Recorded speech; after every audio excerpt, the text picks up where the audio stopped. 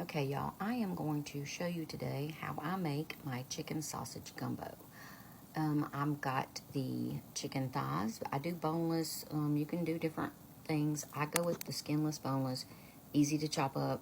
To me, dark meat makes a better broth, but that's just me personally. I'm using Kaneka sausage. If you don't have Kaneka, make sure when you buy the sausage, it's got a little bite to it. It's not just plain smoked sausage, because if not, anyway, I'm using the seasoning blend. I am also using for my roux, I'm using a gumbo base by Zatarain's. Yes, my family's from New Orleans, still have family there. I know how to make a roux. I know how to cut up fresh vegetables. I've just found as I've gotten older, it's just easier to do it this way. And it's also something I can show others, and if they want a quick meal to impress everybody, it's something they can do. Okay, so now I have everything. Well, I have my chicken chopped up. I've put the onions, bits I've got. I've put, regardless people think about it, I did put salt, pepper, and garlic powder. You can use regular garlic. Again, this is just kind of my preference. They do have a lot of seasoning in the Zatarain's, but to me, you still need to salt and pepper your meat. That's just me. I'm not putting sausage in yet. Again, this is a preference. I like to wait until it's almost cooked, cut up the sausage, fry it, then put it in there for the last 10 minutes. That way you kind of retain the sausage flavor. But if you like the sausage in there, that's fine. And as far as filet, I don't put that in until towards the end as well, because it kind of will thicken. And that's just, again, my preference. Some people like to sprinkle it over their rice before they put the gumbo in. So I kind of put that as my last step. So I'm going to be doing this in increments, so I'm going to be pausing. But we're going to do this in each step so you kind of know how to do it. Oh, I put like enough grease in the bottom to just cover the bottom. I use canola oil. You can use whichever one you prefer. Okay, so we've got our chicken browned, which I have a hard time doing this. You'll see the vegetables are clear. So what we're going to do is we're going to add the gumbo base. Now, this is what I always put it in water to make sure, it blends out pretty good. And as you can see, this has got a lot of seasoning in it itself. The package calls for 6 cups of water. I usually do at least 8 or more because I like a thinner gumbo. I like, but again, that's my preference. Also, a little trick with your filet. If you put your filet in, sometimes when you're cooking, it will clump up. So if you mix it in a little water first, so when you pour it in there, it will blend correctly. So we are going, something else I forgot. Italian seasoning. I know that sounds crazy, but towards the end, you're going to need to put some Italian seasoning into your base or into your gumbo. It just, I don't know, it kicks up the flavor. So going on to the next step. All right, so I got the mix put in. Just a reminder, make sure you get gumbo base, not gumbo mix, which will have rice and things like that in it.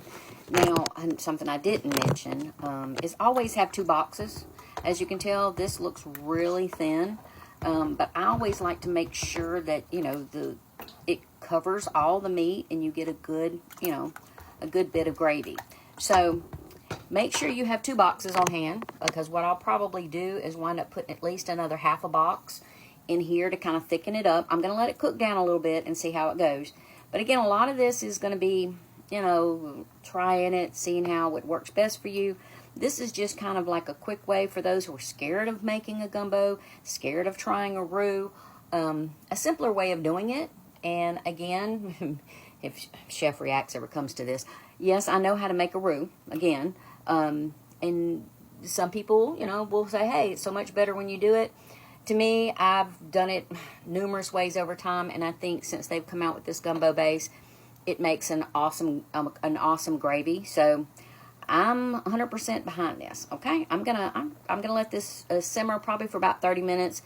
Taste it, see what I need to add from there. Okay, so it's been simmering about 30 minutes. As you can see, the gravy did thicken up. I like it like this. I like it more like a soup. You can't really see the color. It is a lot darker than it looks in this video for some reason. But I'm frying up my sausage, and once those get done, I am going to put them in there, give it another taste test. I've had to add a little bit more salt and pepper and some garlic. I did go ahead and throw my Italian seasoning in there. I will probably save my filet for last, and after I give it all another taste. So as you can see, it is frying up. You can smell my kitchen right now, y'all. I ain't even kidding. If you don't know, Conecuh is made in actually Conecuh, Alabama. So it's easy for me to get this.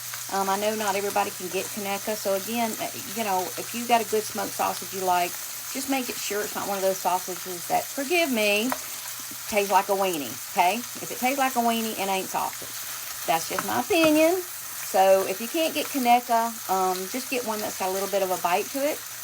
You can go to Conecuh's website and actually order this. So also, I did not go with any more of the gumbo base. I decided to leave it as is because, again, I kind of like mine more, my gumbo more of a soupy texture. The color is a lot browner. I don't know why it's not looking like that in the video. But anyway, I'm going to get this fried up, and then I am going to mix it up, and we will see the final product coming up. And y'all don't make some fun of my spoon. You see that spoon? I have had that spoon about 25 years. They don't make them like this no more. See the metal? It fell at the bottom of my dishwasher and got burnt. But that's my favorite spoon. I have had it forever. All right, y'all. Hold on. Okay, sausage is fried up. So we are going to just pour this into the gumbo. Yes, I see the grease. I know. It's just extra flavoring, y'all. This ain't no, this isn't... Well, I mean, I guess it's kind of healthy. It's gumbo, but it's steamy. So, yeah, as you can see, I make some rice. Every person, each bite, they will have a piece of chicken or sausage to go along with it. I'm going to add my filet. Going to add a little bit more of Italian seasoning. Taste it. If it's all good, let it simmer a little bit more. Make me some rice and... be right back. All right, y'all. The gumbo has been simmering probably with everything 45 minutes to an hour.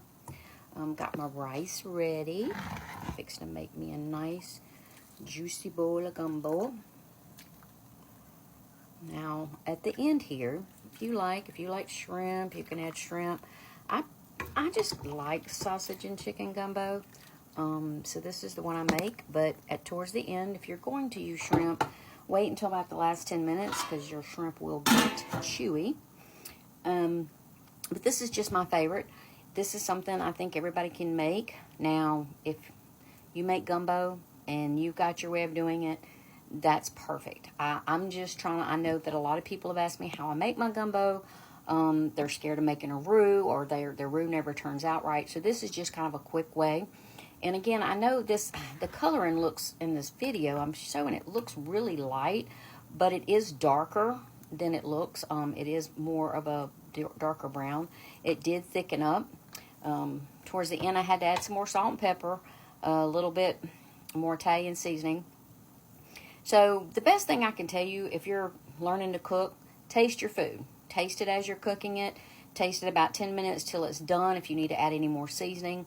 But I'm going to start posting some videos of things I make. I make homemade spaghetti sauce, my own chili, things like that. If you want to watch them, great. If not, they're going to be there. And around the holidays, I am going to do my Cajun dressing and carrot cake. I see people wrinkling their nose for carrot cake, but this is a very old recipe. So hope y'all enjoy. Bye.